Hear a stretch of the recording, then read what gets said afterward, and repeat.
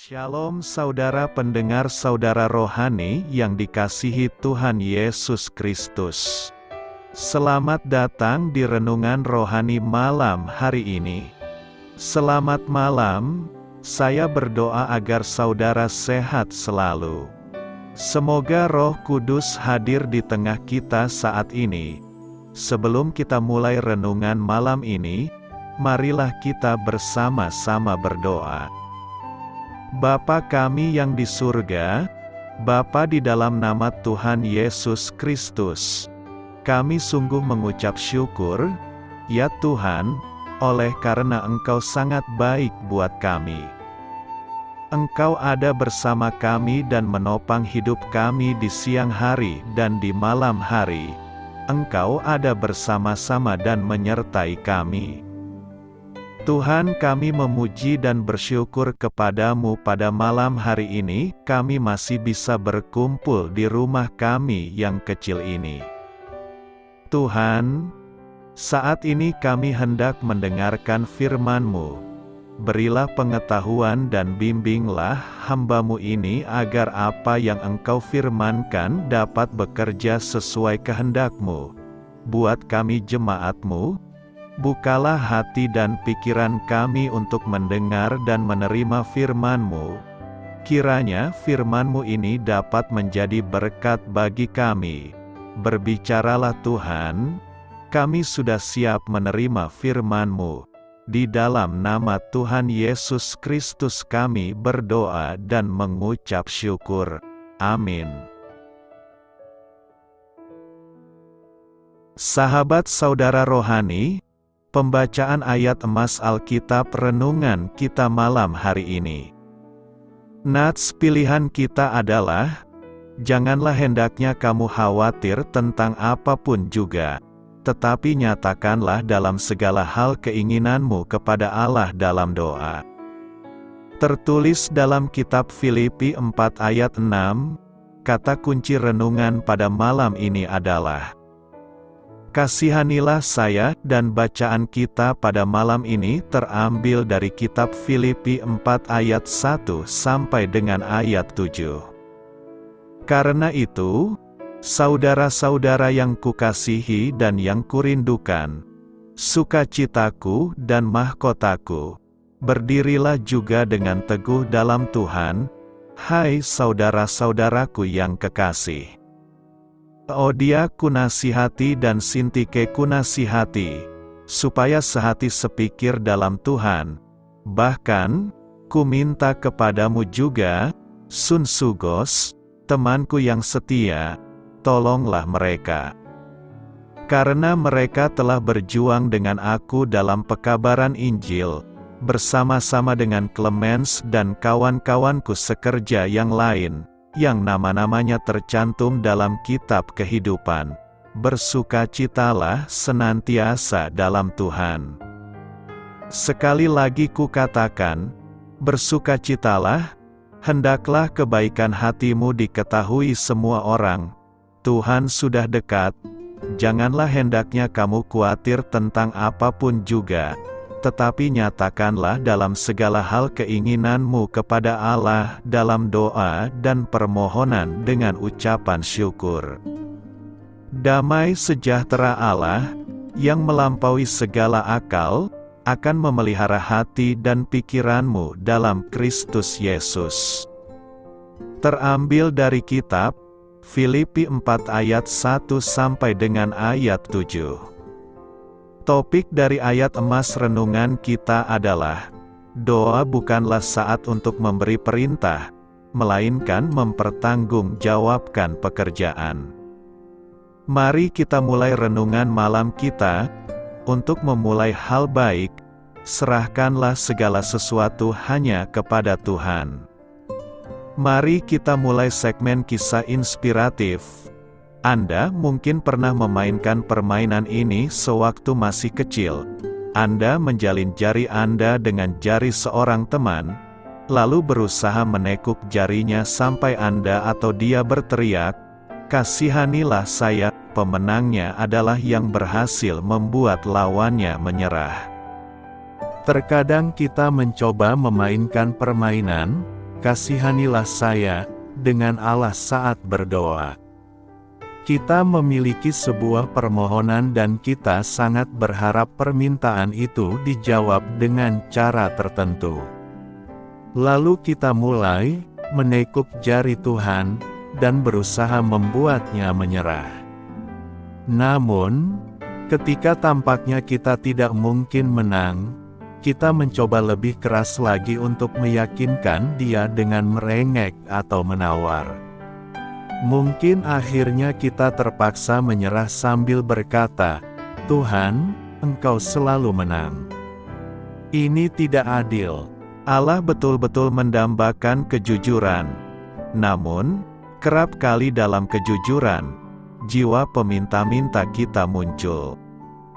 Dalam hati kecil kita sadar doa bukanlah pertandingan dengan Allah di mana kita selalu berupaya untuk menang. Alangkah baiknya jika kita mengutarakan permohonan kepada Tuhan, menyerahkan semuanya kepadanya, bersandar pada kasih karunia-Nya, dan menantikan jawabannya.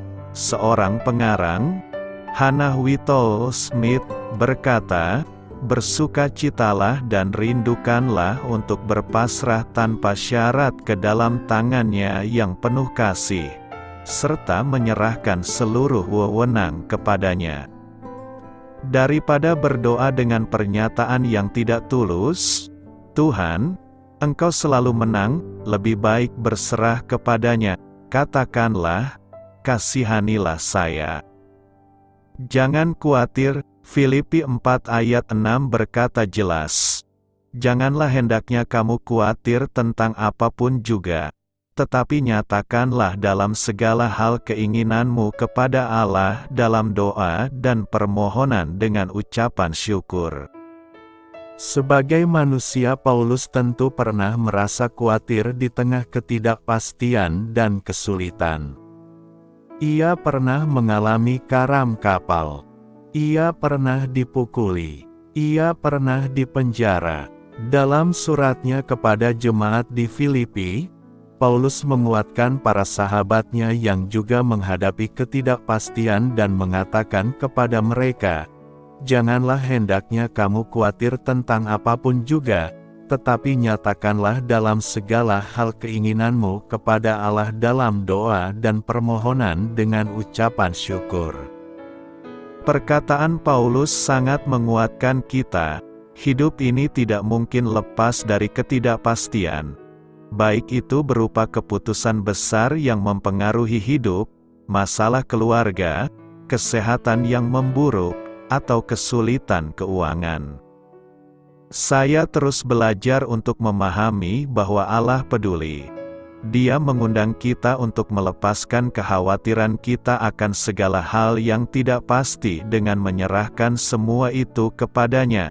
Saat kita melakukannya, Allah yang Maha Tahu menjanjikan bahwa damai sejahtera-Nya, yang melampaui segala akal, akan memelihara hati dan pikiran kita dalam Kristus Yesus. Nas hari ini mengatakan agar kita jangan khawatir tentang apapun juga, artinya dalam segala aspek meliputi tubuh, jiwa dan roh kita tidak perlu khawatir. Jika Yesus Anak Allah yang tinggal diberikan kepada kita, bagaimana mungkin Allah tidak memberikan segala-galanya bagi kita? Dalam artinya saat kita menerima Yesus sebagai Tuhan dan Juru Selamat secara pribadi, maka segala sesuatunya telah Ia sediakan. Sama seperti orang tua secara jasmani yang telah mempersiapkan apa yang akan diperlukan oleh anak-anaknya di masa yang akan datang, seperti itu juga Bapa kita yang di sorga. Ia telah lebih dulu mempersiapkan yang terbaik bagi hidup kita, sekarang dan masa yang akan datang. Kita tidak perlu khawatir meski berada dalam kondisi seperti apapun, karena kita punya Allah yang setia dan penuh belas kasih. Berada dalam himpitan masalah sekalipun bukan berarti kita harus cemas. karena sesungguhnya Tuhan tidak pernah sekalipun meninggalkan kita menghadapi itu semua sendirian.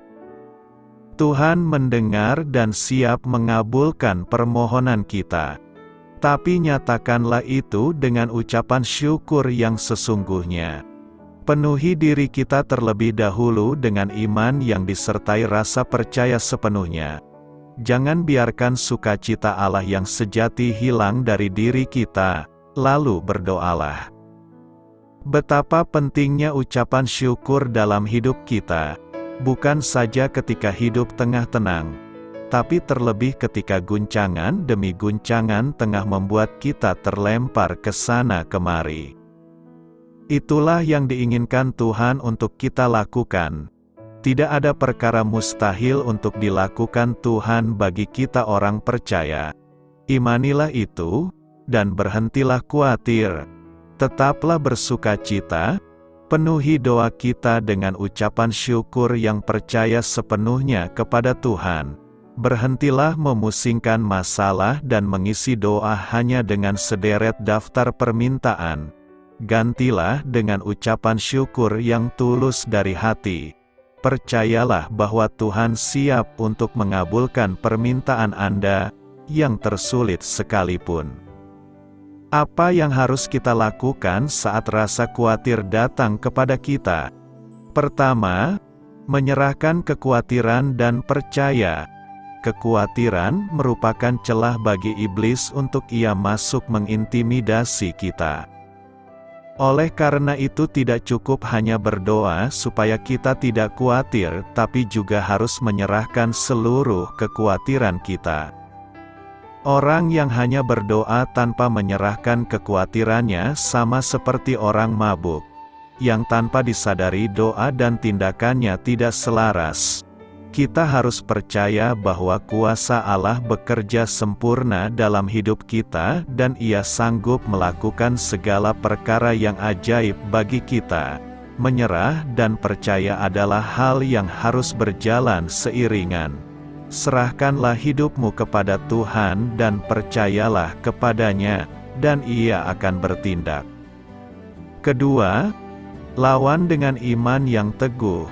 Khawatir adalah hal yang manusiawi yang dialami oleh banyak orang.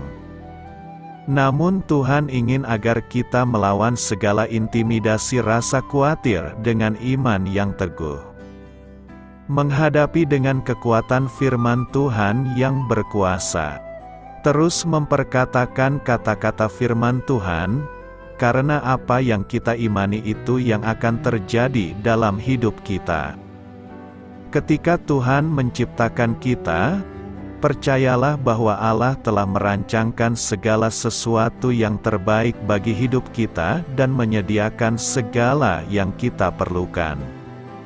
Namun, jika rasa khawatir itu datang melanda hidup kita, serahkanlah segala khawatir kita dan percaya bahwa Allah yang kita sembah adalah Allah yang hidup, yang sanggup melakukan segala perkara yang ajaib bagi kita dan lawan segala rasa khawatir itu dengan iman yang teguh dengan terus memperkatakan firman yang berkuasa mengubah seluruh kehidupan kita sehingga kita menjadi orang yang penuh dengan kemenangan. Karena itu, janganlah khawatir, sebab khawatir menghambat doa kita. Karena itu gantilah khawatir dengan ucapan syukur yang tulus yang berasal dari hati. Janganlah khawatir tentang apapun juga. Filipi 4 ayat 6 berkata, janganlah hendaknya kamu khawatir tentang apapun juga, tetapi nyatakanlah dalam segala hal keinginanmu kepada Allah dalam doa dan permohonan dengan ucapan syukur. Nas hari ini mengandung pesan untuk jemaat agar tidak merasa khawatir atau cemas tentang apapun dalam hidup mereka, melainkan membawa segala kebutuhan, keinginan, dan kekhawatiran mereka kepada Allah melalui doa, permohonan, dan ucapan syukur. Latar belakang dari ayat ini adalah situasi yang dihadapi oleh jemaat di Filipi pada saat itu. mereka mengalami tekanan, penindasan, dan ketidakpastian dalam hidup mereka. Rasul Paulus, yang mengenal dan mencintai jemaat tersebut, menulis surat ini untuk memberikan dorongan, penghiburan, dan nasihat kepada mereka. Dalam konteks ini, ayat ini menunjukkan kepada jemaat bahwa ketika mereka menghadapi masalah, kekhawatiran, atau kebutuhan, mereka tidak perlu merasa sendirian atau cemas. Mereka diingatkan untuk mempercayai Allah dan mempersembahkan segala hal kepadanya melalui doa dan permohonan. Tujuan dari doa adalah untuk mengalami kedekatan dengan Allah, mengungkapkan keinginan dan kebutuhan mereka kepadanya, dan memberikan syukur bagi semua yang telah diberikannya. Dalam konteks Kristen, doa dan kepercayaan kepada Allah dianggap sebagai cara untuk mengatasi kecemasan dan kekhawatiran dalam hidup. Ayat ini mengajarkan agar umat Kristen tidak bergantung pada kekuatan dan kemampuan mereka sendiri, tetapi untuk meletakkan segala harapan dan kebutuhan mereka kepada Allah, yang memiliki kuasa dan kasih yang tak terbatas. Jadi, latar belakang dari ayat Filipi 4 ayat 6 adalah memberikan penghiburan dan bimbingan kepada jemaat di Filipi agar tidak cemas dan merasa terbebani oleh masalah hidup mereka, melainkan untuk membawa segala hal kepada Allah melalui doa, permohonan, dan ucapan syukur. Untuk menerapkan ajaran Filipi 4 ayat 6 dalam kehidupan sehari-hari, berikut adalah beberapa langkah praktis yang dapat kita lakukan. Pertama, kenali kecemasan kita, identifikasi dan sadari apa yang menjadi sumber kekhawatiran kita. Ketahui bahwa kecemasan adalah manusiawi, tetapi kita harus berusaha untuk tidak membiarkannya menguasai pikiran dan hati kita. Kedua, bawa semua keinginan kita kepada Allah. Tunjukkan segala keinginan kita kepada Allah dalam doa. Berbicaralah dengan Dia secara terbuka dan jujur. Mengungkapkan apa yang ada dalam hatimu. Ajukanlah permohonan kita kepadanya dengan keyakinan bahwa Dia mendengar dan mampu memenuhinya. Ketiga, sertakan ucapan syukur dalam doa kita. Saat berdoa, selalu sertakan ucapan syukur untuk berkat dan anugerah yang telah diterimanya dalam hidup kita. Fokus pada hal-hal yang baik dan berkat yang telah Allah berikan, sehingga hati kita terisi dengan rasa syukur yang memperkuat imanmu. Keempat, serahkan semua kekhawatiran kepada Allah. Ketika kekhawatiran muncul, serahkanlah semuanya kepada Allah. Sadari bahwa kita tidak memiliki kendali penuh atas hidup kita, tetapi Allah memiliki kuasa yang tak terbatas. Berserah diri kepadanya dan percayalah bahwa Dia akan memelihara dan mengurus segala hal dengan baik. Apa yang perlu kita renungkan dari nas hari ini? Dari pernyataan Filipi 4 ayat 6, ada beberapa hal yang perlu direnungkan. Pertama, kita harus melawan kecemasan kita. Ayat ini menekankan pentingnya melawan kecemasan dalam hidup kita. Kecemasan adalah sikap yang tidak sehat dan dapat mengganggu kesejahteraan kita. Allah menginginkan kita untuk tidak terjebak dalam kecemasan, tetapi untuk mempercayakan segala hal kepadanya. Kedua, kita harus percaya sepenuhnya kepada Allah. Pernyataan ini mengajak kita untuk memiliki kepercayaan yang kuat kepada Allah. Ketika kita menghadapi kekhawatiran dan kebutuhan dalam hidup, kita harus yakin bahwa Allah adalah sumber segala yang kita butuhkan. Dia adalah Allah yang Maha Kuasa, yang peduli dengan kehidupan kita, dan Dia mampu memenuhi segala kebutuhan kita. Ketiga, kita harus bermohon dengan ucapan syukur kepada Allah. Ayat ini mengajarkan pentingnya menggabungkan permohonan dengan ucapan syukur. Saat kita membawa keinginan kita kepada Allah, penting untuk juga mengucapkan syukur bagi apa yang telah diberikannya. Ucapan syukur membantu kita untuk melihat berkat-berkat yang telah kita terima dan mengalihkan fokus dari kekhawatiran kepada kasih dan kemurahan hati Allah. Keempat, kita harus hidup dalam ketergantungan kepada Allah. Pernyataan ini mengajarkan kita untuk hidup dalam ketergantungan penuh kepada Allah. Daripada mengandalkan kekuatan dan kecakapan kita sendiri, kita diingatkan untuk mempercayakan hidup kita kepadanya.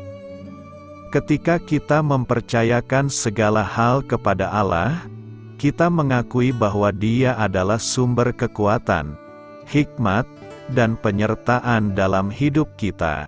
Renungkanlah pesan-pesan ini dalam kehidupan sehari-hari.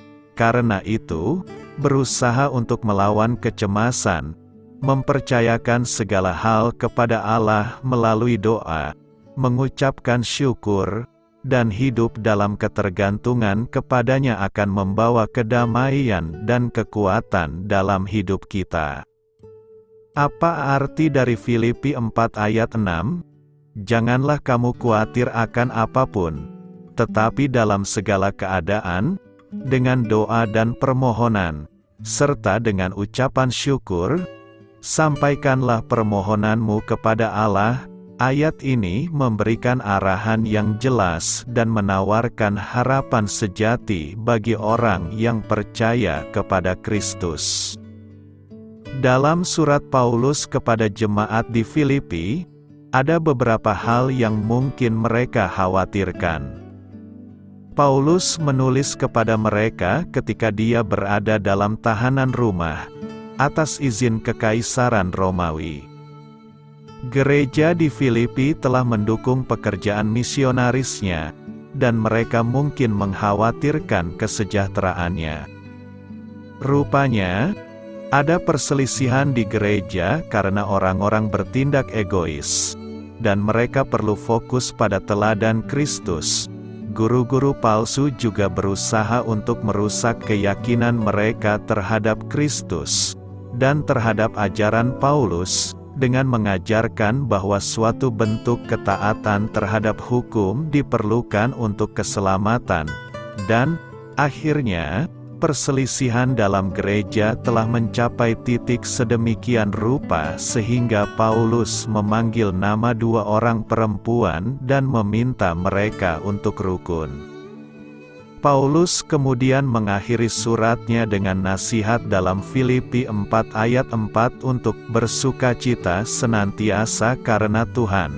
Saya akan mengatakannya lagi, bergembiralah. Disinilah gereja menghadapi tekanan eksternal dan masalah internal, dan mereka mungkin bertanya-tanya apakah mungkin untuk merayakannya dengan gembira.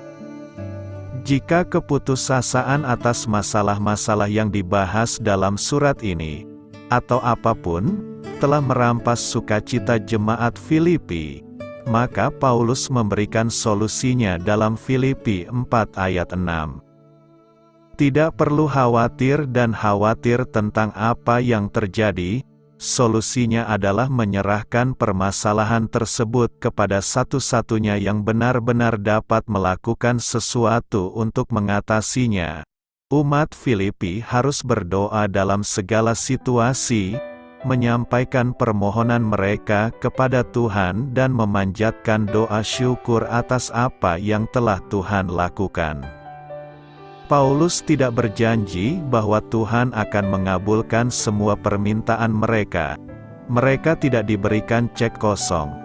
Namun ia berjanji bahwa ketika jemaat Filipi berdoa tentang berbagai hal, Allah akan mengubah jemaat Filipi itu sendiri, dan damai sejahtera Allah, yang melampaui segala akal, akan menjaga hati dan pikiranmu dalam Kristus Yesus, ketika mereka benar-benar mendoakan masalahnya dan memilih untuk bersyukur, maka Tuhan akan memberi mereka kedamaian. Meskipun ditulis untuk gereja Filipi, prinsip Filipi 4 ayat 6 berlaku untuk semua orang percaya. Saat kita mempunyai masalah dan kekhawatiran, seringkali kita lupa mendoakannya. Kemudian, ketika kita berdoa, kita mungkin berpikir bahwa satu-satunya pertolongan yang dapat Tuhan berikan adalah dengan mengabulkan permintaan yang telah kita sampaikan dan mengubah keadaan. Tuhan mungkin saja melakukan hal itu. Dia mempunyai kuasa untuk mengubah situasi apapun. Namun Dia tidak akan terbatas pada hal itu saja. Tuhan tidak berjanji untuk mengubah setiap situasi sesuai keinginan kita. Apa yang Dia janjikan adalah memberi kita kedamaian dalam situasi apapun. Dengan kata lain, Tuhan mungkin atau mungkin tidak mengubah keadaan, namun Dia akan mengubah watak kita terhadapnya sehingga hal itu tidak menyebabkan kekacauan batin dalam diri kita. Secara praktis, Filipi 4 ayat 6 memberi kita contoh doa yang perlu kita panjatkan ketika kita cemas atau khawatir. Pertama, kami menolak kekhawatiran. Jangan khawatir tentang apapun. Kemudian, kita cukup memohon kepada Tuhan apa yang kita perlukan dalam setiap situasi. Melalui doa dan permohonan, sampaikan permohonan kita kepada Tuhan, dan kami berterima kasih kepadanya atas semua yang telah Dia lakukan. Dengan ucapan syukur, akhirnya, kita beristirahat, mengetahui bahwa Dia mengasihi kita dan akan melakukan segala sesuatunya demi kebaikan kita dan kemuliaan-Nya. Kedamaian Tuhan adalah milik kita. Ada beberapa baris dalam sebuah lagu yang ditulis oleh Tony Wood dan Kevin Sainkes yang merangkum prinsip Filipi 4 ayat 6 dengan indah. Kadang-kadang Dia menenangkan badai dengan bisikan, damai sejahtera. Dia dapat mendiami laut manapun namun ternyata tidak, maksudnya Dia akan melakukannya. Terkadang Dia memeluk kita erat-erat dan membiarkan angin dan ombak menjadi liar. Terkadang Dia menenangkan badai dan di lain waktu Dia menenangkan anak-Nya. Bersukacitalah di dalam Tuhan. Hari ini kita akan membahas tema bersukacitalah di dalam Tuhan. Mengapa tema ini sangat penting? Karena sukacita di dalam Tuhan akan membuat hidup kita bahagia selalu. Paulus berulang kali meminta jemaat Filipi untuk bersukacita di dalam Tuhan. Dia mengulang-ulangi perintah yang sama di sepanjang surat Filipi. Dari sini, kita dapat melihat bahwa bagi Paulus, sangatlah penting bagi jemaat untuk selalu bersukacita di dalam Tuhan. Hal ini sedemikian penting, Paulus tidak keberatan berkali-kali mengulangi perintah yang sama.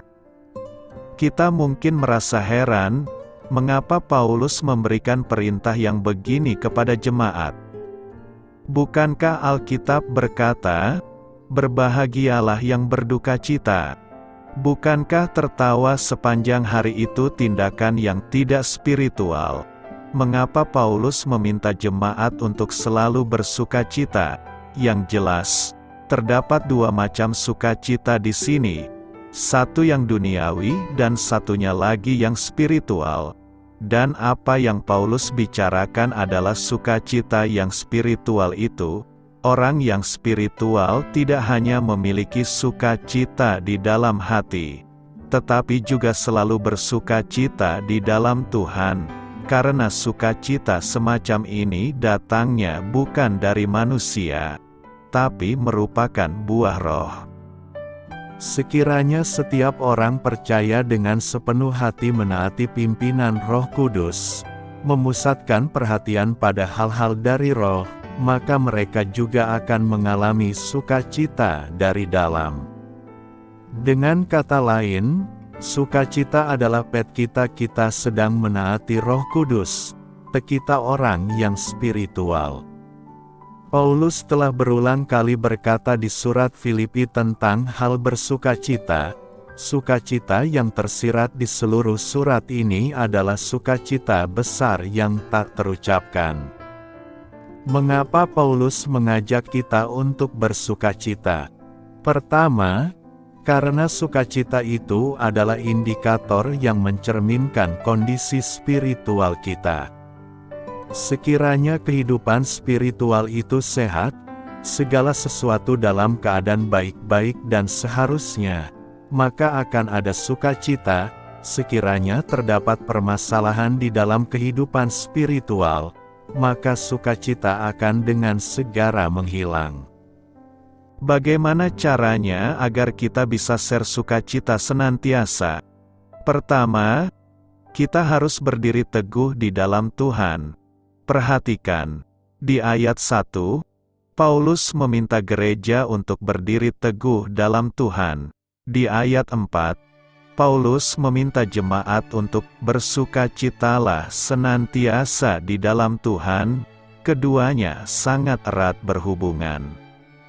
Untuk kita dapat senantiasa bersukacita, kita harus teguh berdiri.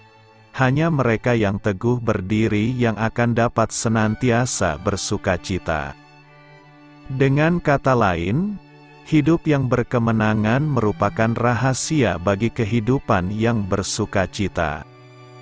Saat kita berhadapan dengan masalah dan ujian, dan kita berkemenangan ke atasnya oleh kasih karunia Tuhan, maka kita pasti akan dipenuhi oleh sukacita yang datang dari kemenangan itu.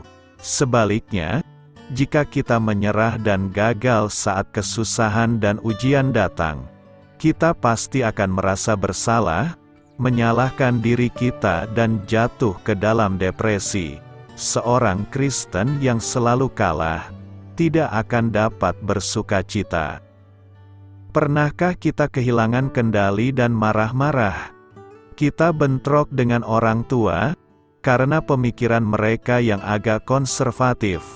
Dan karena itu, kita selalu bertentangan pendapat dan tidak dapat berkomunikasi.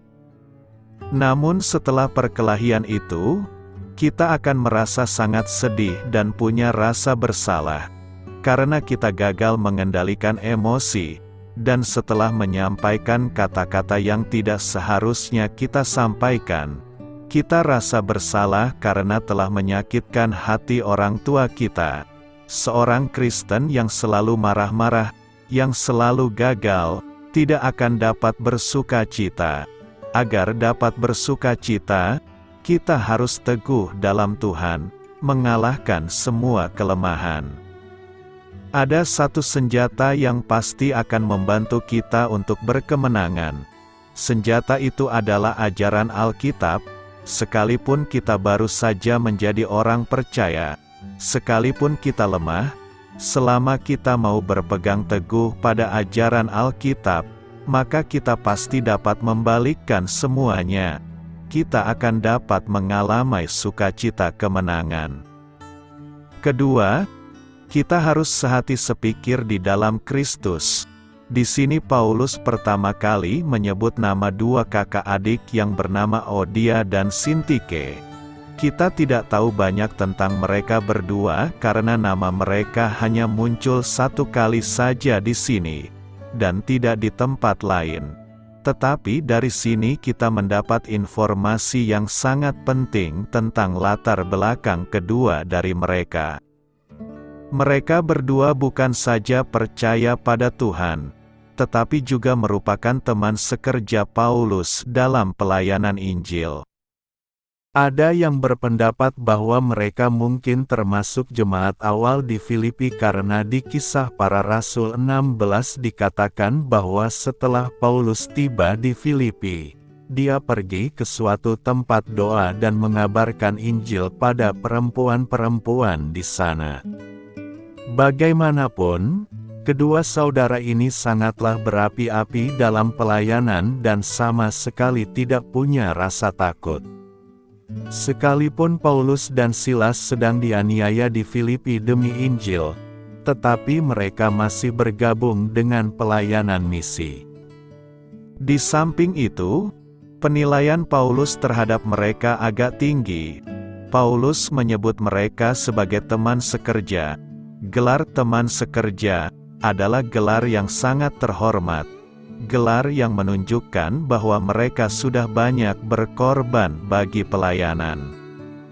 Meskipun kedua kakak adik tadi mempunyai kualitas yang sangat bagus, tetapi sayangnya mereka tidak akur. Masalah di antara mereka sudah sampai di tahap di mana orang lain juga sudah mengetahuinya, dan Paulus harus secara terbuka menasihati mereka. Mungkin Epafroditus saat mengunjungi Paulus dan melaporkan keadaan gereja kepadanya, juga menceritakan tentang perselisihan di antara kedua kakak adik itu. Tetapi tidak dijelaskan apa yang menyebabkan perselisihan mereka itu. Sumber perselisihan sepertinya bukan masalah doktrin atau ajaran palsu, karena jika berkaitan dengan ajaran, Paulus pasti akan dengan serius memberikan peringatan kepada gereja untuk berwaspada. Yang jelas, perselisihan bukan disebabkan oleh doktrin, tapi besar kemungkinan karena perbedaan karakter ataupun dalam hal bagaimana melakukan sesuatu. Pada kenyataannya, banyak konflik di antara orang percaya, di antara para pemimpin bukanlah karena perbedaan doktrin, tetapi justru diakibatkan oleh perbedaan karakter dan cara bagaimana melakukan sesuatu hal. Mungkin yang satu berpendapat kita harus dengan cepat membuat orang untuk datang pada Tuhan, dan satu lagi berpendapat, kita tidak boleh terlalu terburu-buru. Satu yang berpendapat uang persembahan harus disalurkan untuk hal ini, tetapi yang satu lagi berpendapat, kita harus menyalurkan ke pelayanan yang lain. Dalam setiap hal, masing-masing mempunyai pemikiran dan alasan mereka sendiri, dan masing-masing bersikeras dengan peki tangan mereka, tidak mau mengalah. Pada awalnya, perselisihan di antara Odia dan Sintike adalah masalah di antara mereka berdua. Lalu mengapa Paulus menanggapinya dengan sangat serius, sampai menyebutkan secara terbuka di dalam surat? Sebenarnya, ini bukan masalah yang kecil. Mereka terlibat dalam pelayanan. Jadi apa yang menjadi masalah mereka pasti akan berdampak pada gereja. Jika Paulus tidak menangani masalah ini, masalahnya akan terus berkembang dan perselisihan di antara mereka akan menjadi perselisihan di antara dua kelompok yang akan berakhir pada pepecahan gereja. Banyak gereja yang pecah dan pemimpin berpisah satu dari yang lain, karena mereka gagal untuk menangani masalah kecil dengan baik, dan akhirnya jemaat biasa juga terbawa-bawa ke dalam permasalahan mereka. Hal ini sangat tidak memuliakan Allah. Perselisihan merupakan hal yang lazim terjadi. Konflik yang timbul akhirnya berujung pada pepecahan. Selama ada manusia, pasti akan ada konflik, apakah di dalam dunia maupun di dalam gereja. Hampir tidak mungkin untuk setiap orang memiliki karakter dan pikiran yang sama. Yang penting adalah setiap orang mau meninggalkan pikiran yang subjektif dan bersama-sama mencari solusi untuk bertumbuh bersama. Persoalan kunci adalah bagaimana untuk memuliakan Allah, bukannya mendatangkan aib pada Allah dan jemaatnya. Ketiga, kita harus bisa menjadi mediator dan pendamai dalam perselisihan. Apa solusi Paulus dalam menangani masalah di antara Odia dan Sintike? Bahkan, kuminta kepadamu juga, Sunsugos, temanku yang setia, tolonglah mereka, karena mereka telah berjuang dengan aku dalam pekabaran Injil. Paulus sedang meminta pada seseorang di gereja untuk menjadi penengah, sebagai pembawa damai untuk memperdamaikan kedua kakak adik itu. Jadi siapa pembawa damai ini? Yang pasti, orang ini mengenal kedua pihak dan mempunyai hubungan yang baik dengan mereka. Dia juga harus menjadi orang yang dewasa, berwibawa dan adil. Dalam teks ini yang menjadi mediator dan pendamai Odia dan Sintike adalah Sunsugos dan Klemen. Mereka bertindak menjadi juru damai dalam persoalan ini agar sukacita di dalam Tuhan bisa tercapai. Keempat, kita harus bersukacita senantiasa di dalam Tuhan. Sukacita akan bisa kita raih jika di dalam hati kita ada kebaikan baik kepada diri kita sendiri maupun kepada orang lain. Kita harus mampu melepaskan pengampunan bagi saudara kita yang melakukan kesalahan dan fitnahan kepada kita. Tanpa pengampunan kita sulit sekali bersukacita di dalam Tuhan. Lewat pengampunan kita membuang segala yang pahit dan pedih dan memasukkan sukacita ke dalam tubuh dan jiwa kita. Seperti Raja Daud bersukacita dan tidak melupakan kebaikan Tuhan karena Tuhan yang mengampuni kesalahan, menyembuhkan penyakit, menebus dari kematian, memberi kasih setia dan rahmat dan yang memuaskan setiap kita. Bahkan dalam catatan kitab suci, dengan bersukacita kita bisa meraih kemenangan dan keberhasilan. Misalnya, tembok Yeriko bisa hancur hanya dengan bersorak-sorai. Sukacita kita bisa memberikan dampak yang baik untuk sekitar kita. Sebaliknya, keluhan kita bisa memberikan dampak yang buruk untuk sekitar kita. Kelima, kita jangan khawatir. Terkadang sebagai manusia kita dikuasai oleh kekhawatiran yang tidak beralasan bahkan tidak terbukti sama sekali. Hal tersebut tentunya akan mencuri damai sejahtera kita. Oleh karena itu kita harus dapat mengalahkan rasa khawatir seperti itu agar beroleh kebahagiaan. Kekhawatiran menunjukkan kita tidak mantap mempercayai Tuhan. Pikiran kita bercabang antara Tuhan dengan yang lain.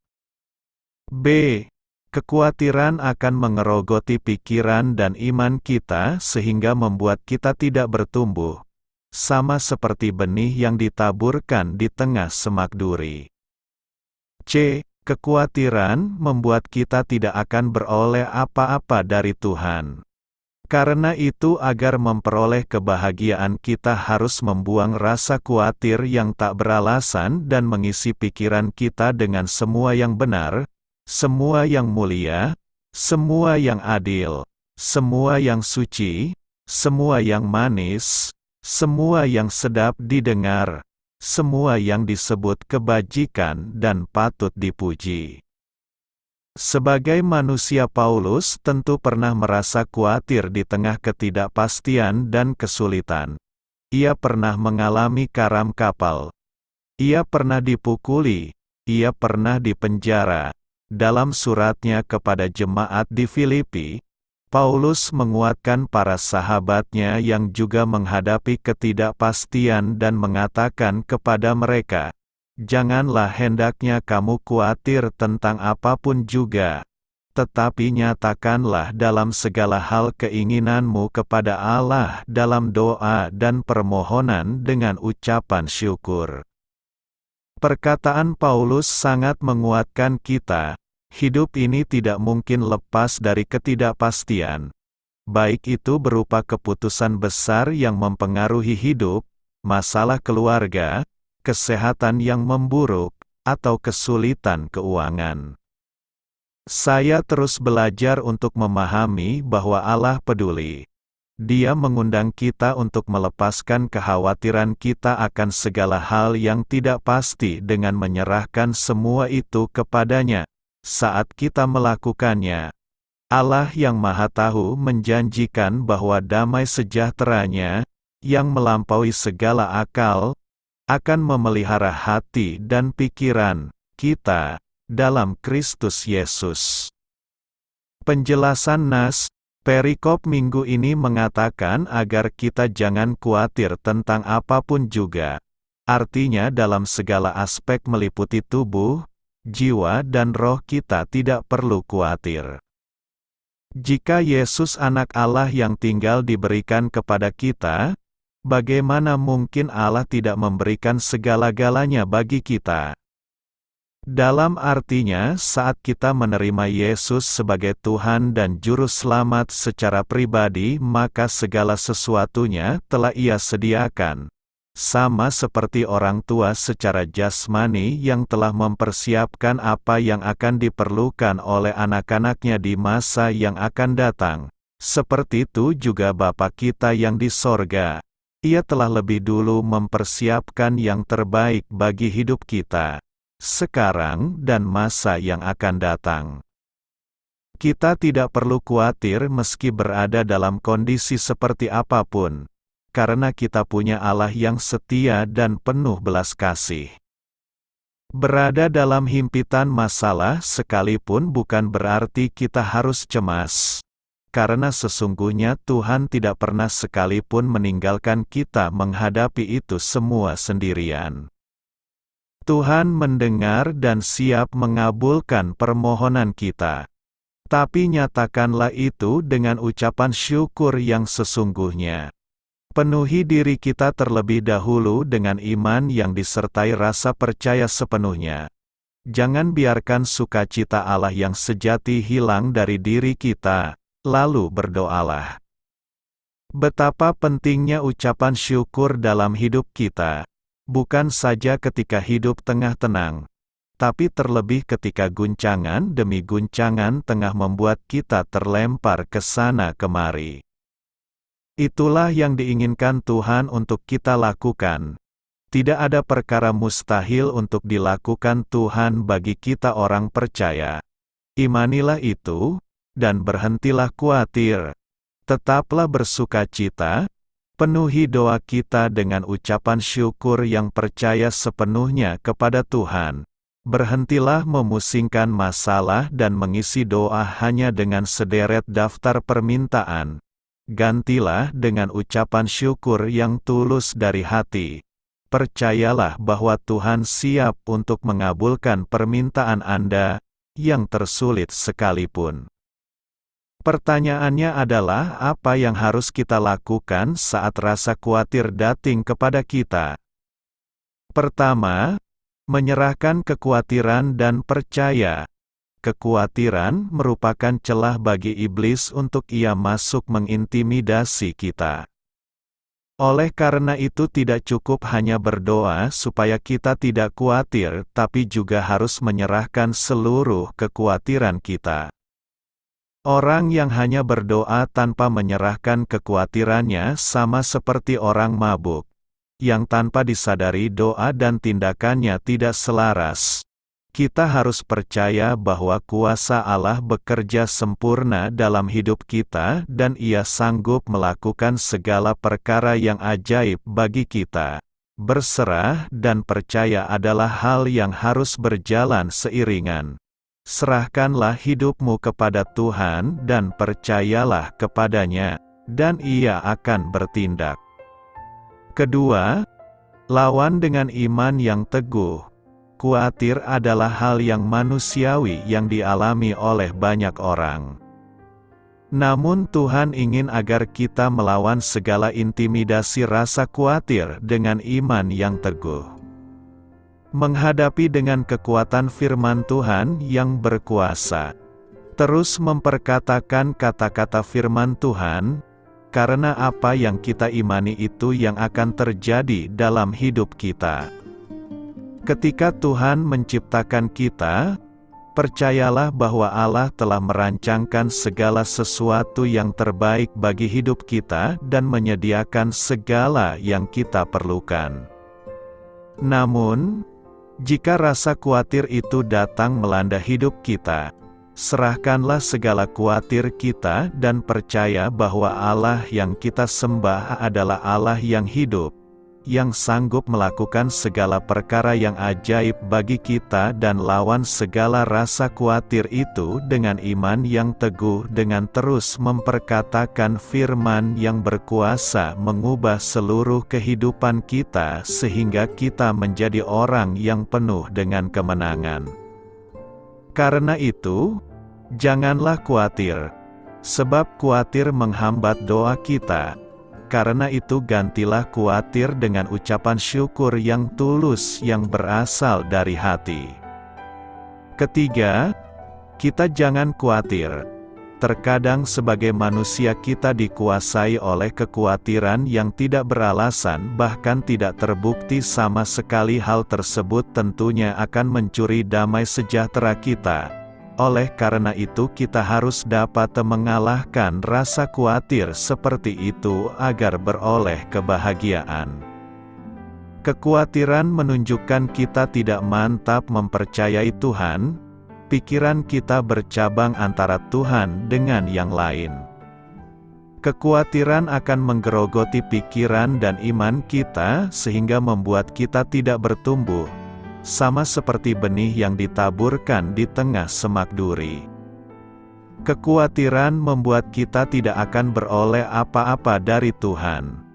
Karena itu agar memperoleh kebahagiaan kita harus membuang rasa khawatir yang tak beralasan dan mengisi pikiran kita dengan semua yang benar, semua yang mulia, semua yang adil, semua yang suci, semua yang manis, semua yang sedap didengar, semua yang disebut kebajikan dan patut dipuji. Renungkan, apa yang hendak kita renungkan saat ini? Pertama, berpikirlah positif. Rasul Paulus mengatakan bahwa kita harus memikirkan segala sesuatu yang jujur, benar dan adil serta hal-hal yang selalu layak untuk dihormati. Kedua, berusahalah, sebagaimana tubuh tanpa roh adalah mati, begitu juga iman tanpa perbuatan adalah iman yang mati. Demikianlah firman Tuhan, harus ada aksi atau tindakan yang berdasarkan keyakinan untuk mengatasi kekhawatiran. Ketiga, berdoalah, firman Tuhan mengatakan berdoalah, dan ajukan permintaanmu kepada Allah. Karena dalam berdoa ada kuasa. Doa memiliki kekuatan untuk mendatangkan rasa aman. Doa membawa hati kita kepada Tuhan, dan mengubah fokus kita dari apa yang kita khawatirkan menjadi fokus kepada Tuhan saja. Keempat, bersyukurlah. Kita diminta oleh Rasul Paulus untuk mengucap syukur. Karena mengucap syukur membuat hidup kita ada dalam kehendak Allah. Kekhawatiran kita akan merampas damai sejahtera di dalam hati kita. Kita akan kehilangan damai sejahtera ketika kita khawatir. Karena itu, buanglah segala kekhawatiranmu dan bersyukurlah senantiasa. Amin. Beritakanlah Injil kepada segala makhluk. Hormatilah semua orang. Selamat beristirahat malam dalam kasih setia Tuhan. Doa saya menyertai saudara sekalian. Mari bertumbuh dalam iman bersama saudara rohani. Saya memberkati Anda agar sewaktu Anda mencarinya dari Dia, Bapa Surgawi Anda akan memberikan bagi Anda roti harian Anda. Dalam nama Yesus Kristus, Tuhan yang berkuasa atas alam semesta dan menuntun kita kepada iman yang menyelamatkan, Tuhan Yesus menyertai senantiasa. Terima kasih sudah berkenan mendengarkan renungan malam saudara rohani. Tuhan memberkati. Amin.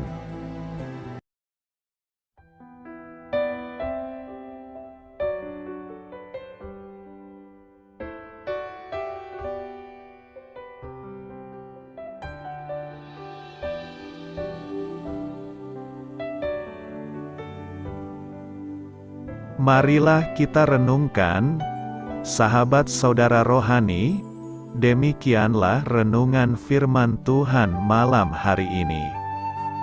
Semoga menjadi berkat di dalam hidup kita dan menjadikan kita pribadi yang lebih baik. Sebelum kita beristirahat pada malam hari ini, marilah kita berdoa. Bapa kami yang di surga, Bapa di dalam nama Tuhan Yesus Kristus, kami sungguh mengucap syukur, ya Tuhan, oleh karena Engkau sangat baik buat kami. Engkau ada bersama kami dan menopang hidup kami di siang hari dan di malam hari. Engkau ada bersama-sama dan menyertai kami, ya Tuhan Yesus. Kami mengucap syukur untuk firman-Mu, ya Tuhan, yang memberikan kami kekuatan dan menyadarkan kami bahwa kami tidak perlu takut dengan gelap dan malam. Sebab Tuhan, Engkau ada bersama kami. Engkau melindungi kami dan menjadi perisai bagi kami hamba-Mu berdoa saat ini. Tuhan, untuk setiap pendengar renungan ini yang mengalami ketakutan, kecemasan, kegelisahan, pada situasi gelap dan malam hari di dalam nama Tuhan Yesus Kristus. Kuasa Tuhan melepaskan mereka dari segala ikatan roh-roh ketakutan yang mengikat mereka saat ini. Tuhan melepaskan setiap anak-anak-Mu dari segala rasa takut dan kecemasan. Di dalam nama Tuhan Yesus segala kuasa-kuasa roh jahat, kuasa setan iblis yang mengganggu anak-anak-Mu, ya Tuhan, tolong hancurkan dan halaukan dengan kuasa-Mu. Dalam nama Tuhan Yesus Kristus, berkati setiap kami anak-anak-Mu, ya Tuhan, dan lindungilah kami aman di dalam Engkau. Ya Tuhan, penuhilah setiap hati kami dengan keberanian, damai sejahtera, dan sukacita serta ketenangan yang dari Tuhan. Berkati kami di malam hari ini, saat kami tidur dan beristirahat. Kuasa-Mu, ya Tuhan, menaungi setiap kami, memberkati dan melindungi kami. Bangunkanlah kami kembali besok pagi dengan kekuatan yang baru. Tubuh yang sehat diberkati Tuhan dan berkat-berkat yang baru Tuhan sediakan bagi kami. Terima kasih, ya Tuhan, kami sungguh mengucap syukur untuk firman-Mu yang menguatkan kami. Dalam nama Tuhan Yesus Kristus Juru Selamat kami, Bapa kami yang baik, kami mengucap syukur dan berdoa haleluya. Amin. Biarlah firman Tuhan menjadi pengingat untuk kita semua, bahwa tuntunan dari Roh Kudus akan selalu memberi jalan keluar bagi setiap permasalahan hidup kita, dan memberi kedamaian di hati kita. Amin. Sampai jumpa di renungan malam saudara rohani berikutnya.